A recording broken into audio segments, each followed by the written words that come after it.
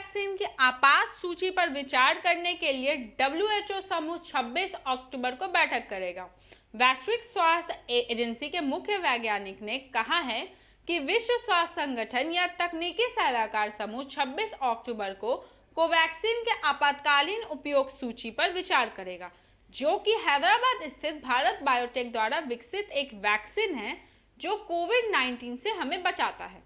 विश्व स्वास्थ्य संगठन के मुख्य वैज्ञानिक सौम्या स्वामीनाथन ने एक ट्वीट कर कहा है कि तकनीकी सलाहकार समूह 26 अक्टूबर को कोवैक्सीन के लिए EUL पर विचार करने के लिए तकनीकी सलाहकार को बैठक करेगा।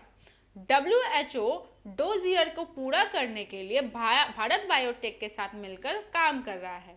हमारा लक्ष्य आपातकालीन उपयोग के लिए स्वीकृत टीकों का एक व्यापक पोर्टफोलियो और हर जगह आबादी तक पहुंच का विस्तार करना है।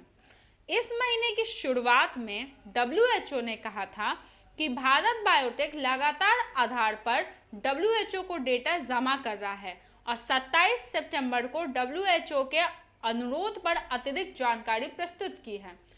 WHO विशेषज्ञ वर्तमान में इस जानकारी की समीक्षा कर रहे हैं कि यदि यह उठाए गए सभी प्रश्नों को संबोधित करता है तो WHO का आकलन अगले सप्ताह अंतिम रूप में दे दिया जाएगा। भारत बायोटेक ने अपने टीके के लिए 19 अप्रैल को EOI जमा की थी। WHO ने कहा कि उसने 6 जुलाई को वैक्सीन का डेटा रोल करना शुरू कर दिया था। रोलिंग डेटा WHO को अपनी समीक्षा तुरंत शुरू करने की अनुमति देता है, क्योंकि समय समीक्षा की प्रक्रिया में तेजी लाने के लिए जानकारी का आगे आना बहुत ज़्यादा ज़रूरी है। WHO के अनुसार हम आपको बता दें तो आपातकालीन उपयोग प्रतिक्रिया के तहत पूर्व योग्यता या लिस्टिंग के लिए प्रस्तुतियां गोपनीय हैं। अगर मूल्यांकन के लिए सबमिट किया गया कोई उत्पाद लिस्टिंग के मापदंडों को पूरा करता हुआ पाया जाता है तो WHO परिणामों को व्यापक रूप से प्रकाशित करेगा।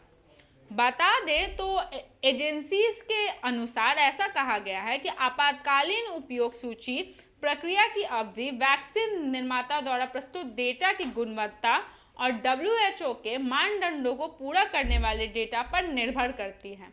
स्वदेश में विकसित भारत बायोटेक का कोवैक्सीन उन 6 टीकों में से एक है जिन्हें भारत के ड्रग रेगुलेटर से आपातकालीन उपयोग प्राधिकरण प्राप्त हुआ है और कोविशील्ड और स्पुतनिक वी के साथ साथ राष्ट्रीय एंटी कोविड-19 टीकाकरण कार्यक्रम में इस्तेमाल किया जा रहा है।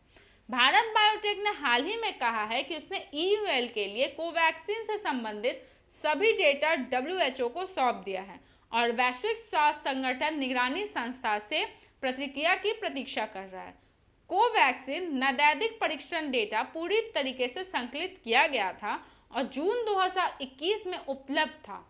जुलाई की शुरुआत में विश्व संगठन को आपातकालीन उपसूचक सूची आवेदन के लिए प्रस्तुत सभी डेटा WHO द्वारा मांगे गए किसी भी स्पष्टीकरण का जवाब दिया था और आगे की प्रतिक्रिया की प्रतीक्षा कर रहा है। भारत बायोटेक ने ऐसा पिछले महीने में ट्वीट करके बताया था। कंपनी का ऐसा कहना है कि हम जल्द से जल्द EUL प्राप्त करने के लिए WHO के साथ काम कर रहे हैं। आपको बता दें तो जॉन हॉपकिंस यूनिवर्सिटी के अनुसार कोरोना वायरस ने अब तक दुनिया भर में 24,05,79,605 पुष्ट मामलों के साथ 48,89,336 लोगों की जान ले ली है। हम आपसे फिर मिलेंगे ऐसे ही मुद्दों के साथ। तब तक के लिए आप बने रहें न्यूज़ भारतवर्ष के साथ। मैं तन्वी, पटना।